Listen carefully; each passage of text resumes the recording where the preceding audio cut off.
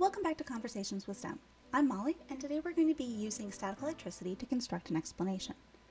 Specifically, what we're going to be focusing on today is the idea of using evidence, as in patterns, in order to support an explanation. So we're going to be taking a look at some very simple experiments and seeing if they add on to our understanding of what's going on. Because when we're constructing explanations, the focus is not to be right or wrong the first time. It's to explore this phenomenon that's happening in front of us and seeing, do we understand it? And as we add more information, does our understanding hold true? So we're going to start off with a balloon, and then whatever kind of fabric, if you were to do this at your house, wool works, silk works, hair works. I just didn't want to put myself on camera, and a sock works as well. So now we have this charged balloon, and we're going to give our first piece of information, which is that the material of the balloon collects electrons, which are negatively charged. Negative charges are attracted to positive charges.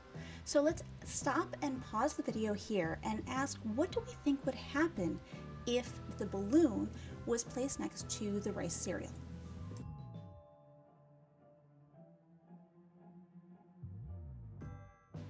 And we really want to take a moment here to pause and let our child think through what they think is going to be happening. They know that because of that information we gave them, that negative charges are attracted to positive charges. They may have seen this activity before. So what do they think is going to happen? And we want to make sure that they have some prior activated knowledge. They have some reasoning behind what they think is going to happen. It doesn't have to be right or wrong, so long as at that moment they can back up what they think is going to happen. So now let's watch and see what actually does happen to the cereal.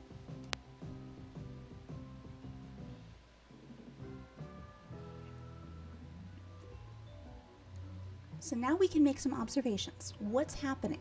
The cereal's flying up, it's getting stuck to the balloon. Maybe we might even use that word attracted or being pulled towards the balloon. So we can watch it up close just to have a little bit of fun. And we can really see that that cereal is jumping up. So what do we know at this point? And this is where we want to pause. And the natural tendency is the adult, we as the kind of giver of knowledge, want to make sure that our child understands what's going on, but we don't have to at this moment in time. We want them to take on this kind of experience of exploration. So what do they see is happening? How can they relate it to what we already know? So taking that moment to pause, think about, did what you think was going to happen actually happen? And if your child has some background understanding of what's going on and they have some knowledge of static electricity, by all means, pull that out. But if they don't, then you can stick to, what did you see? How can you explain it from what we know? And if the answer is, I really can't explain it yet, or I don't really understand what's going on, that's fine. Let's continue on. Let's look at a second experiment and see if what we observed holds true. So kind of going all the way back to the beginning where we talked about using patterns as evidence, we're going to use that today. So we're going to view another experiment and see if what just happened is going to happen in a different capacity. So now we have a can. So we want to pause here and ask, what do you think will happen when we place the charged balloon close to the soda can? And this is where we want to start pulling back from that experiment that we just saw. So now as they're thinking through what they think is going to happen, they should be using some words from the experiment they just saw. Based on what they saw the cereal do, can they relate that to what's going to happen to the soda can? And maybe their answer is, well, the soda can's going to fly up. Okay, that's a great answer. The soda can is a lot heavier than the cereal. So we might want them to think about what's similar, what's different between these two experiments.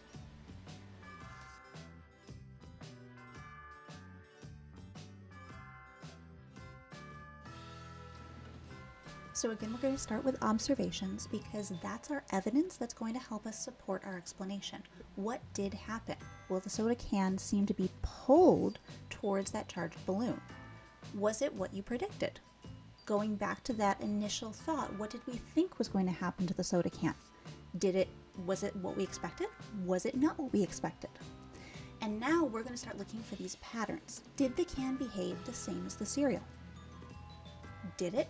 did it not? What were the similarities? What were the differences? And why do you think those similarities might be there? What do we know about the balloon that might help to explain these two scenarios?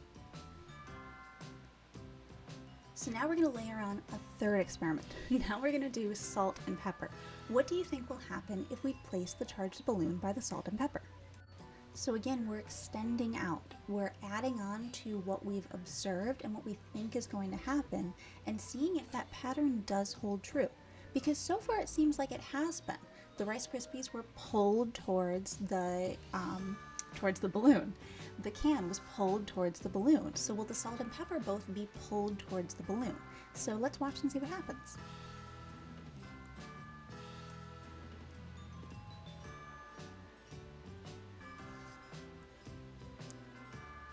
So it looks like the salt and pepper are also being pulled towards the balloon, so the pattern holds true. Let's take a look up close. Make sure we're not missing anything.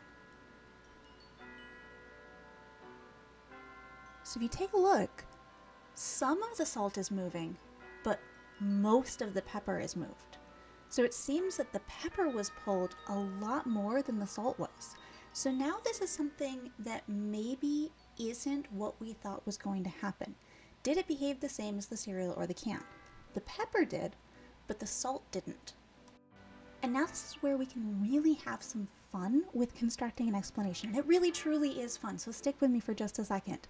Because again, we don't need, as the adults, as the teachers, we don't need to be the ones who are constructing that explanation for the child. The child really is doing it. And there's this beautiful opportunity here where the child can look at these experiments and say, well, I thought I knew what was going on, and now this isn't making sense. So what do you do when it's not making sense? Does it mean that you were wrong? Does it mean that our explanation just doesn't work? Well, it works for the cereal and it works for the can, that things are being pulled towards. Opposites attract. Negative charges and positive charges must be coming together. But now the salt is kind of giving us some trouble. So is it that we're wrong, or is it that there's another part of the explanation that maybe we need to look a little bit more deeply in?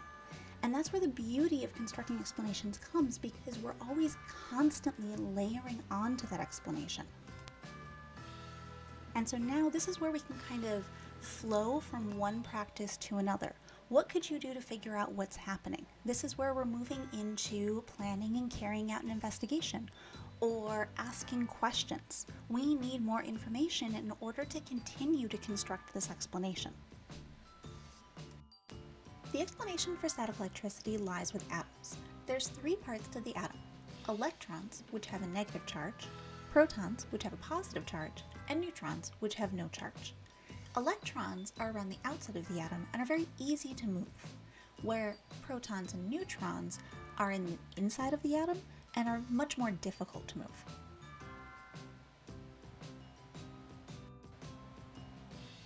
When we rub fabric against the balloon, we end up collecting a whole lot of electrons. Since all of those electrons have negative charges, we now have a spot that has a net negative charge. This negative charge is attracted to positive charges that are in things like the cereal and the soda can. Since these objects are all lightweight, they're easily pulled by that charge in the balloon. So that is all the video that we have for today. I hope that it helped you to construct explanations with your child.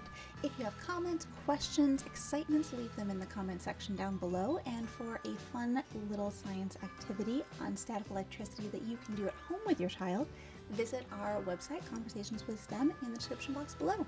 I hope you have a great week, and I hope to see you back next Monday for another fun conversation with STEM.